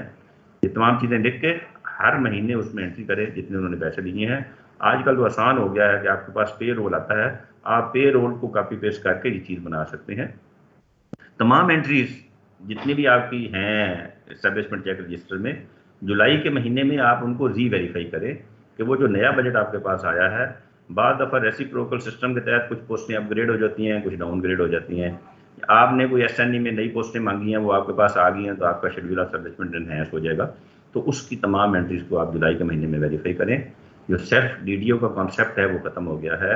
अब कॉलेज के जो प्रिंसिपल हैं अपनी तमाम एस्टेब्लिशमेंट के वो डीडीओ हैं, और उन्हीं के सिग्नेचर से तनख्वाहों के निज़ाम में रद्द-बदल किया जाता है। एक चेंज स्टेटमेंट होती है। चेंज स्टेटमेंट जो होती है वो उस वक्त तैयार की जाती है जब आपकी तनख्वाहों में कोई तब्दीली वाक़या होनी हो, यानी किसी की तनख्वाह कम हो गई है तो उसको कम चेंज स्टेटमेंट की सूरत में करवाएंगे, ज़्यादा हो गई है तो चेंज स्टेटमेंट भेजेंगे फिर होगी, किसी का कन्वेंस काटना है चेंज स्टेटमेंट भेजेंगे फिर काटा जाएगा, कोई नई एंट्री आई है चेंज स्टेटमेंट में डालेंगे फिर उसको तनख्वाह मिलेगी। तो जो अथेंटिकेशन है चेंज स्टेटमेंट की वो बहुत ज़रूरी है। बड़ा आसान सा फार्मूला है चेंज स्टेटमेंट की अथेंटिकेशन का। आपके पास पे रोल आता है जिसमें टोटल एक्सपेंडिचर आपका होता है कि उस महीने में आपकी एस्टेब्लिशमेंट में कितने पैसे खर्च हुए हैं। जब नेक्स्ट मंथ का पे रोल आए, आप उस पे रोल दोनों को क्रॉस एग्जामिनेशन करें, उसका डिफरेंस देख लें। अगर दोनों पे रोल्स में डिफरेंस नहीं है, इसका मतलब है कि आपकी तनख्वाह पिछले हिसाब के मुताबिक है, तो आप वो लिस्ट देख लें जो ऑर्डर्स किया है कि क्या कहीं कोई ट्रांसफ़र तो नहीं हो गया था, क्या कोई बंदा नया तो नहीं आया था। अगर ट्रांसफ़र हो गया है तो फिर भी पे रोल को तब्दील हो जाना चाहिए, नया बंदा आया है फिर भी हो जाना चाहिए, छुट्टी पे को गया है फिर भी हो जाना चाहिए। तो जो डिफरेंस है बिटवीन टू पे रोल्स वो आपने वेरीफाई करना है, ड्यू, ड्रान और डिफरेंस। आप क्योंकि एग्जेक्टिव हैं, प्रिंसिपल हैं, आपके इल्म में होता है, कुछ लोग आए हैं कुछ गए हैं, तो आप जब ये स्टेटमेंट ये सर्टिफिकेट मांगेंगे कि इसका चेंज का सर्टिफिकेट बनाओ कि ड्यू, ड्रान और डिफरेंस क्या है, तो अगर डिफरेंस होगा तो आप राइट डॉक्यूमेंट्स के साथ वेरीफाई कर लें, और अगर डिफरेंस नहीं है तो इसका मतलब है कि दोनों पेरोल्स एक जैसे हैं। अगर आपके इल्म में कोई ऐसी ट्रांसफ़र कोई ऐसा मामला है जो पे रोल को मुतासर कर सकता है, तो आप उस बंदे से पूछ सकते हैं कि पे रोल बराबर कैसे आया है, फलां बंदा तो ट्रांसफ़र हो गया था, उसकी तनख्वाह तो 10 दिन की बननी थी। तो ये वो सारे चेक्स हैं जो आपको इख्तियार करने हैं। उस डिफरेंस को राइट डॉक्यूमेंट्स के साथ करें, और कोशिश ये करें कि साल में बेशक 2 दफ़ा सैलरी क्रेडिट सर्टिफिकेट हर बंदे से ज़रूर ले लें कि बाकायदगी से उसके अकाउंट में तनख्वाह जमा हो रही है। कोशिश आप ये करेंगे तो उम्मीद है कि सैलरी बजट की जो घोष पेमेंट है उसे आप बच सकेंगे। रिकन्सिलेशन ऑफ एक्सपेंडिचर है, बड़ा ज़रूरी है। 2 तरह के एक्सपेंडिचर है आपके पास, एक पीएलए में से है और एक आपके कॉलेज के फंड्स का है। पीएलए का जो रिकन्सिलेशन है वो डिस्ट्रिक्ट अकाउंट ऑफिस के भेजे हुए जो अकाउंट स्टेटमेंट है उसके साथ उसको करें, और जो आपके कॉलेज फंड्स का है वो कॉलेज फंड्स का है वो बैंक की जो स्टेटमेंट है उसके साथ कैश बुक को टैली करके उसके रिकन्सिलेशन करें। और आपके अकाउंट्स को हमेशा बैंक के ताबे होना चाहिए, जितने पैसे बैंक के हैं कैश बुक आपकी उसके साथ टैली होनी चाहिए। रिकॉर्ड मेंटेनेंस है, बड़ा ज़रूरी है, रिकॉर्ड हर तरह का तैयार करें। आप ये समझें कि आपका जो ब्रेकेज रजिस्टर है वो भी होना चाहिए, अनसर्विसेबल रजिस्टर भी होना चाहिए, मुख्तलिफ किस्म के जो मूवेबल प्रॉपर्टी रजिस्टर है वो होने चाहिए, मुख्तलिफ की जो पेरिशेबल आइटम्स हैं उनके इस्तेमाल के स्टॉक रजिस्टर होने चाहिए। ये तमाम चीज़ें, ट्री रजिस्टर होना चाहिए, आपकी लेबॉर्ट्री में जो ब्रेकेज है उसका रजिस्टर अलग होना चाहिए, परचेजर्स का रजिस्टर होना चाहिए। हर वो कदम जो आप एक्सपेंडिचर इनकर करने के लिए करते हैं उसको प्रॉपर डॉक्यूमेंट होना चाहिए। ये डॉक्यूमेंट सारे जो हैं इनको इस तरह से तरतीब दें कि जब भी आपको ज़रूरत पड़े आप वो डॉक्यूमेंट रिट्रीव कर सकें। और सबसे आसान काम ये होता है कि अगर आपने ये सब कुछ किया हुआ है तो तमाम रिकॉर्ड एक ही दफ़ा एक ही वक्त में जितनी ऑडिट की रेगुलेशन है वो उनके टेबल पर ढेर लगा दें। इसका इंप्रेशन बहुत अच्छा होता है कि इस कॉलेज ने बहुत अच्छा काम किया हुआ है, इसलिए उनका इंस्पेक्शन का तरीका जो है, चेकिंग का तरीका जो है वो बदल जाता है। हमारी ये तरतीब आज की मुकम्मल हो गई है। आप लोगों का बहुत शुक्रिया। अगर किसी का कोई सवाल है तो मैं हाज़िर